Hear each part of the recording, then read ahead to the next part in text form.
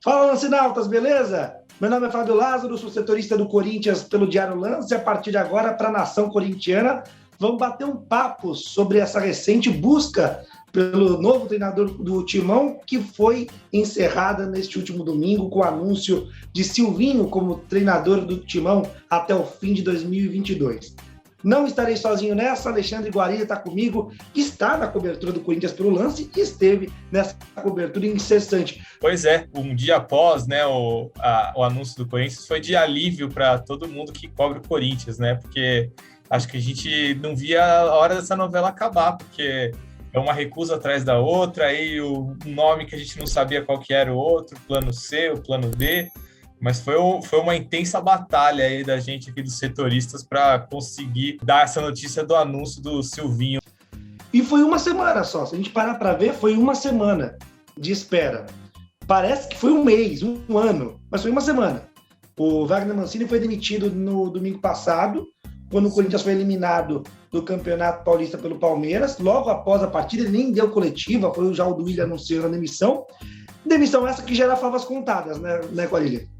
Já era, ele já tinha ganhado uma sobrevida, né, naquela época do empate com o São Paulo, né, logo depois da derrota para o Peñarol, né, já tinha abalado um pouco aquele momento, mas ele estava ali naquele momento, ou ele ganhava do Palmeiras, ou ele realmente sairia, né, e acho que da forma que ele perdeu, acabou contribuindo também para essa mudança abrupta no comando do Corinthians. Aí o primeiro nome, o Renato Gaúcho. O Corinthians ficou um tempinho esperando o Renato Gaúcho. Foi o nome que mais gerou expectativa no torcedor corintiano. Era o nome mais aceito, era o nome mais pedido. Era o nome que gerou mais suspense. Foram aí de negociações 3 dias. O Corinthians que abriu negociações com o Renato na segunda-feira, oficialmente na terça, quando teve a reunião do empresário do Renato, né, o gauchinho, Gerson Oldenberg, no CT Joaquim Grava, até a recusa oficial, que foi na quinta-feira, à noite. E aí começa aquela questão que nos traz até o Silvinho, né? Um nome para ser cortina de fumaça para a diretoria, né, Guarília? Sim, pois é. O Renato Gaúcho era o nome perfeito, né? Ele juntava todas as qualidades. O cara que teve um sucesso enorme no Grêmio, um trabalho consolidado, é um cara que tem pragmatismo na ideia, ele é aquele estilo de jogo, ele vai até o fim, e é um cara com umas costas enormes, né? Ele vai aguentar essa pancada seja de torcedor, de mídia, de clube, e ainda mais do Corinthians. Ele seria como você disse, a cortina de fumaça para todos esses problemas. Mas não deu certo, né? Não deu certo. Ele, por algum motivo, ele não topou dar continuidade na negociação, pelos motivos familiares, seja lá o que for que ele pensou, mas ele acabou dando não para o Corinthians, né? E aí acho que acabou mudando para um plano B, que era o Diego Aguirre, né? Que a gente vai começar a falar sobre ele também, que não era tão parecido, mas agradava um pouco mais também a torcida, né? Pois é, e aí já vamos entrar na questão do Diego Aguirre, foi o plano B. O Corinthians esperou o Renato Gaúcho, o Diego Aguirre não teria pela pompa, né? E o Corinthians, que evitou o nome de técnico estrangeiro desde o início, mas o Aguirre era uma exceção porque já conhece o futebol brasileiro. Trabalhou nos últimos 5 anos, trabalhou em 3 clubes brasileiros, o Internacional, o Atlético Mineiro, e trabalhou no São Paulo, trabalhou no estado de São Paulo, no rival direto do Corinthians, que enquadraria-se, pelo menos pensava assim a diretoria do Corinthians, nos cofres do clube, porque é uma coisa que sempre foi prioridade para a diretoria corintiana, aliás, sempre vão colocar com muita aspas, sim, claro. Financeiro, porque o Renato Gaúcho fugiria dessa questão de encaixar no cofre, mas é aquilo, né? É a tal da cortina de fumaça, né, Guarília? E o Aguirre pensou a diretoria corintiana que se enquadraria no cofre do Timão.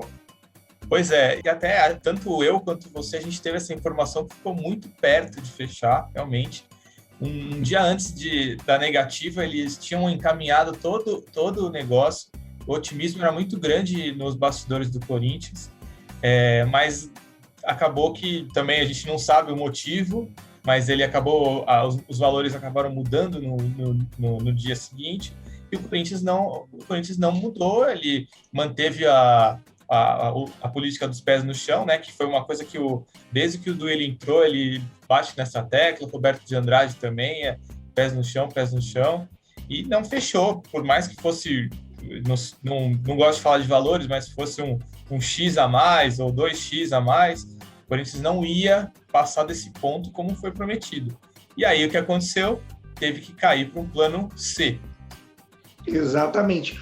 O pé no chão financeiro da diretoria do Corinthians só foi aberto uma exceção se tivesse um pula-pula de baixo, né? Porque aí você dá uma saltadinha do prédio com a certeza que você vai ter um pula-pula ali, uma cama elástica para te segurar, porque no caso seria o Renato Gaúcho. Exatamente. O Corinthians até aceitaria aumentar o salário, e uma das coisas que a gente publicou, tanto eu quanto você, Guarília, é que até a fala de umas pessoas de dentro do Corinthians falam que 600 mil, eu sei que você também não posso falar muito de valor, mas a gente acaba falando, 600 mil reais por mês para um treinador, só o Palmeiras, que a gente sabe que é um time que, dos grandes de São Paulo, é o mais saudável financeiramente, e há controvérsias. No caso, o Corinthians ofereceu 650 mil para o Renato, ou seja, a expectativa do Renato ser a tal cortina de fumaça era gigante. Com o Diego Aguirre, não teria essa cama elástica embaixo. Exato. Ainda seria um nome que não teria uma reprovação muito grande, junto a torcedores, junto até a diretoria, o próprio elenco, mas não teria tanta garantia de sucesso. Claro, que nem o Renato traria garantia de sucesso, mas teria um estofo tão grande quanto o Renato, né, Guarília? É verdade, porque o Diego Aguirre, ele teve os trabalhos aqui no Brasil, mas ao mesmo tempo ele não teve tanto sucesso, né? Então, assim, a gente sabe que a qualquer sequência de resultado negativo ou uma expectativa já menor do que o Renato, por exemplo, já ia criar uma situação bastante complicada, e aí viria toda aquela situação de treinador estrangeiro, de não conhecer, apesar do Aguirre conhecer o futebol brasileiro, né, mas já viria toda aquela história, tipo, tá vendo, estrangeiro não dá certo, não conhece, o Corinthians precisa disso, precisa daquilo, então não valia o esforço de fazer essa engenharia financeira para chegar no que o Aguirre queria. Então, mas como ele disse, as portas ficaram abertas aí para o futuro, né? Vamos ver se em algum momento o Aguirre vai querer, o Corinthians vai querer o Aguirre para treinar o time, né? Hoje, por exemplo, acho que vai ficar um pouco difícil, até porque acho que essa relação aí também não ficou muito boa nos bastidores aí não do Aguirre, mas das pessoas que trabalham com o Aguirre e com o Corinthians, não ficou muito legal. Como diria um sábio poeta da comunicação esportiva, hoje não, hoje sim, no caso foi ao contrário, hoje sim, hoje não. Estava tudo muito encaminhado, no final acabou não dando certo. E aí chegou, como você disse, no plano C, que podia ser o C de Carille, poderia ser um C de Carille que não deu certo e virar um plano D de Dorival. Isso. Mas o Corinthians fugiu desses nomes mais tradicionais, mais batidos do mercado. Desde o começo, tirando o Renato Gaúcho, que é um nome de mercado, mas é um nome que há muito tempo não estava no mercado, foram 4 anos de Grêmio, o Diego Aguirre não era um nome que o pessoal da crônica, ou até mesmo o torcedor, já viria de bate-pronto. Muito menos o Silvinho acabou acertando. O Corinthians fugiu muito desses nomes mais batidos, né? Dorival, Abel Braga, Vanderlei Luxemburgo, nomes que estão sempre no raio do mercado. E acabou fechando com o Silvinho. Silvinho que passou pelo Corinthians em 2013, 2014, faz parte da comissão técnica do Mano Menezes e do Tite. Isso. Depois ele sai para trabalhar com o próprio Tite na seleção brasileira. Em 2016 isso acontece. Ele teve um período também pelo Cruzeiro, se não me engano, pelo Sport, como auxiliar técnico também. Isso, antes do Corinthians. Aí, entre o Corinthians e a seleção, ele foi para a Inter de Milão. Que de lá ele vai para a seleção. Exatamente. Passou pela Europa, Inter de Milão, depois vai para a seleção brasileira. Inclusive, na seleção brasileira, e depois no Lyon, que a gente vai falar do Lyon também, e que é o grande asterisco na carreira do Silvinho, que traz uma temerosidade para o torcedor corintiano hoje nesse acerto. Sim. Mas tanto na seleção brasileira quanto no Lyon, o Silvinho trabalhou com o Fernando Lázaro, que não é meu parente, é sempre bom deixar claro, não é, poderia ser, mas não é, embora o sobrenome. Ele é analista de desempenho do Corinthians, ele é o coordenador do Cefut, o Centro de Inteligência de Futebol do Corinthians, filho do Zé Maria, o Super Zé, lateral direito icônico da carreira do Corinthians, está no Corinthians há muito tempo. Em 1999, ele entrou para trabalhar como no departamento de informática, foi responsável por trazer a análise de desempenho para o Corinthians. Exato. Ele trabalhou no Corinthians ininterruptamente, de 99 a 2016, depois saiu a convite do Tite. Com o Tite, trabalhou na seleção brasileira, com o Silvinho também. E Sim. Quando o Silvinho foi para o Lyon, chamou o Fernando Lázaro para ser o auxiliar técnico dele no Lyon. Uhum. Só que no Lyon, o Silvinho foi muito mal, foram 11 jogos, 3 vitórias, o Lyon não tinha um início de campeonato francês Sim. tão ruim dentro de 24 anos, só que Alexandre Guarilha, esse mesmo Lyon depois chegou a uma semifinal de Champions League. Champions, exatamente. Com a base do Silvinho.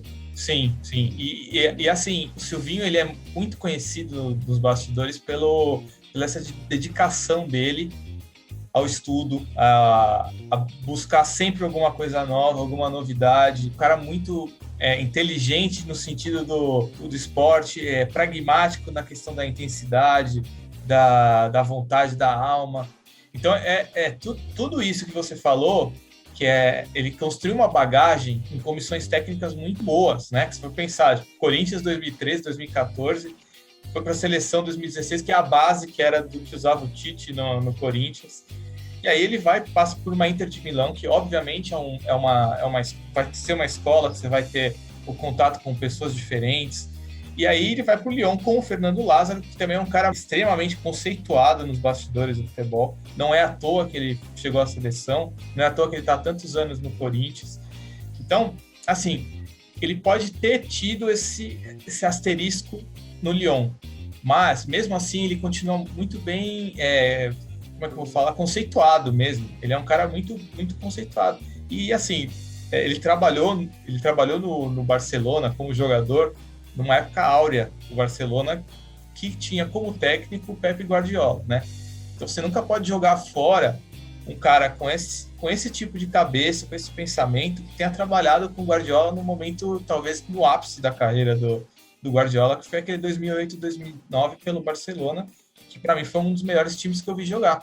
Então, quando você tem um cara desse, num processo que o Corinthians está de reestruturação dentro e fora de campo, que você está abrindo uma possibilidade de trabalho, que o cara fala, tá aí o terreno para você.